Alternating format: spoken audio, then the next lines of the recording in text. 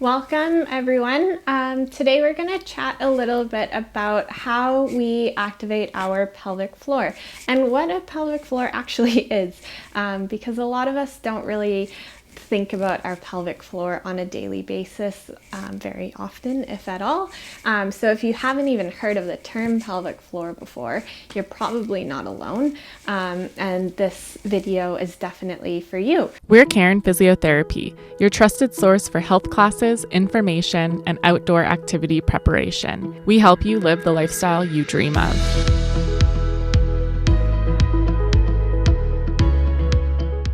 So a lot of our exercises with Karen Physiotherapy's YouTube channel and exercise programs in general might bring up some pelvic floor work, and it's sometimes good to just do a little bit of focused training on how we actually activate it at all and where it is. So for starters, our pelvic floor is at the base of our pelvis, and our pelvis is the kind of bowl-shaped two bones really that extends from the front of our hip to the back. So it connects to our spine at this end. It connects to the opposite pelvic bone at the front here, and it also connects to your hips. So that just gives you a little visual about where it is in the body. Oftentimes you can feel the two hip points at the front of your pelvis quite easily right here. So that's kind of a good indicator of where the front is, and that if you follow that down and towards the midline, you'll eventually come to the pubic bone. That's also at the front. And then back to the hip points here, we can extend all the way, following the bone, all along the top there of kind of the crest of your hip. And you'll feel that go all the way back towards your spine. So you kind of, some people have little dimples at the back, in the low back there. That's the back side of your pelvis. And the bottom is your sit bones. So if you're sitting on the floor like me, you can oftentimes feel two kind of prominent bones underneath either hip. And you can feel that when you're sitting on a hard floor, especially. If you're not sure where they are, just lift up one of your hips and try and sit on top of your hand. And oftentimes you'll feel quite a large, noticeable bone poking down onto your hand as you sit on it. That's your sit bone on that side, and then you can find it on the opposite side here. So that just gives you a little bit of an idea of where our pelvis is, and our pelvic floor sits at the bottom of it. So our pelvic floor is a group of muscles, and they extend from your pubic bone at the front here all the way under to your tailbone at the very back, and also in between each sit bone. So if you can feel your sit bones on the floor, our pelvic floor is the muscle in between them. Most times we use our pelvic floor muscle to hold in a pee if you really have to run to the bathroom. We can also think of it as trying to hold in a fart if you're in a loud, quiet room, or a big quiet room, not a loud, quiet room, and you want to try and hold that in. That's the muscle group you're using. So it can be a bit funny to think of it in those terms, but oftentimes that's kind of the best way we have to really getting a good grasp on exactly what we're doing with our muscle. So if you feel your two sit bones on the floor, you really just imagine lifting up or contracting or squeezing the muscles in between your sit bones as if you're trying to hold in your pee. Another really good way for us to get the feeling of this is using a small kind of face cloth or a really thin towel. Sometimes a t-shirt is quite good. And we're just gonna roll it up so it's in a bit of a tube shape. And lengthwise it goes kind of from the end of your pubic bone to your tailbone, and you can place it right in between your sit bones, so your sit bones are still going to be on the floor on either side, And if you can maybe pause the video if you need to, but if you have something around like a little face cloth or t-shirt that you can make that with, we'll try it right now to just place that on our pelvic floor. So if we lift up our sit bone on one side, we place the rolled towel in the middle and then sit on top of it. Make sure you can still feel your sit bones on the floor, and the towel or t-shirt is in between them. And from here, we're going to try and do a little squeeze again thinking about squeezing that muscle in between your two sit bones on the floor.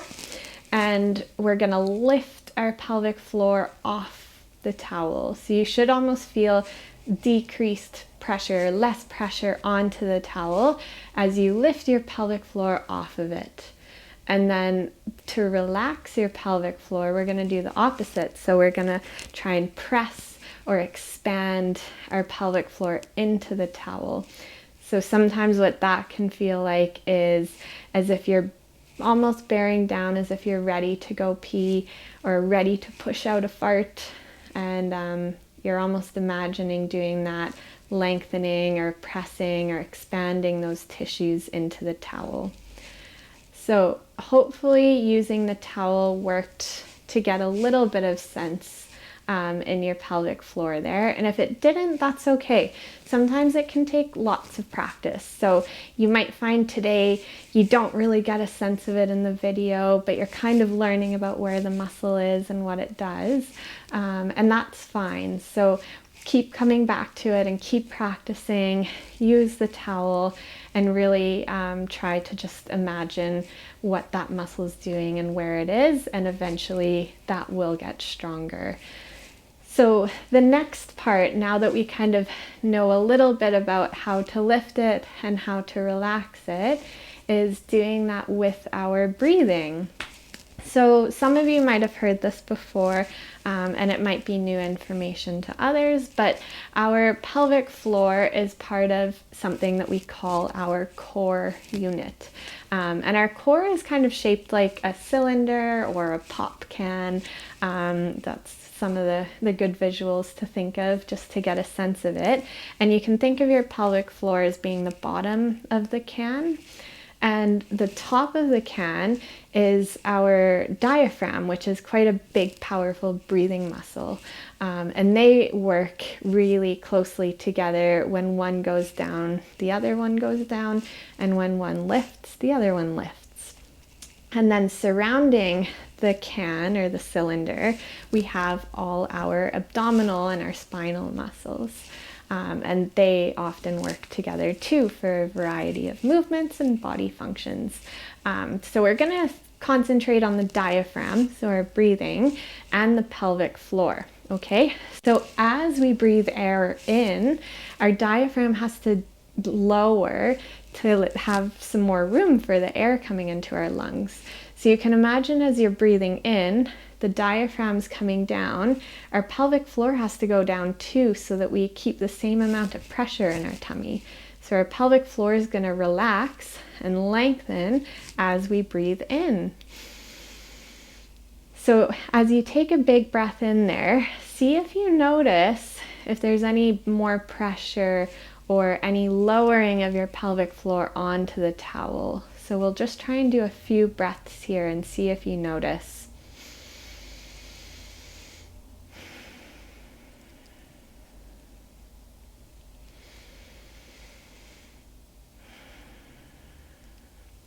So you might have felt something, you might have not. That's okay if you didn't.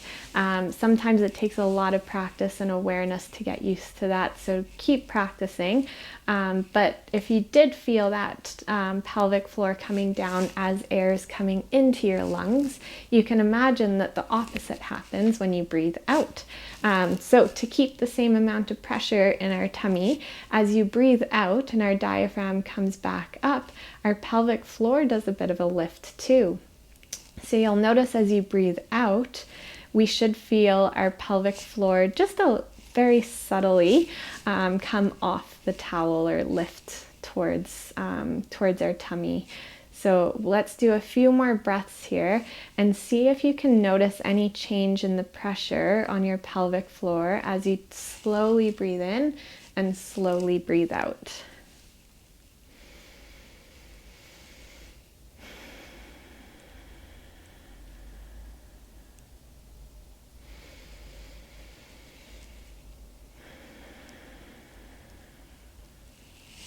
So hopefully you can see a little bit of that. And just remember, you can almost do it with your hands like I'm doing here. As you breathe in, your pelvic floor relaxes, and as you breathe out, your pelvic floor lifts. So you can go back and forth using your breath to lift and lower and relax your pelvic floor. This is all really useful if you're trying to learn to control your pelvic floor better for any pelvic conditions that you might be working on.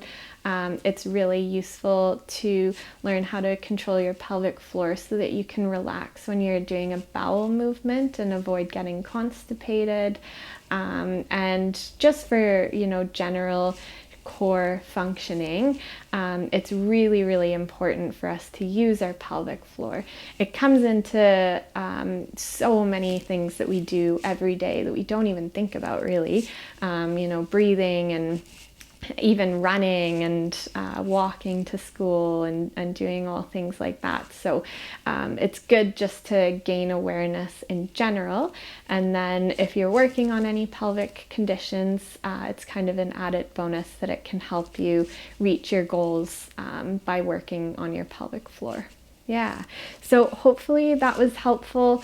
If you have any questions, please feel free to let me know in the comments. You can also book a free discovery session with me at Karen Physiotherapy, and we're very happy to help you either over a message or booking in for a video call.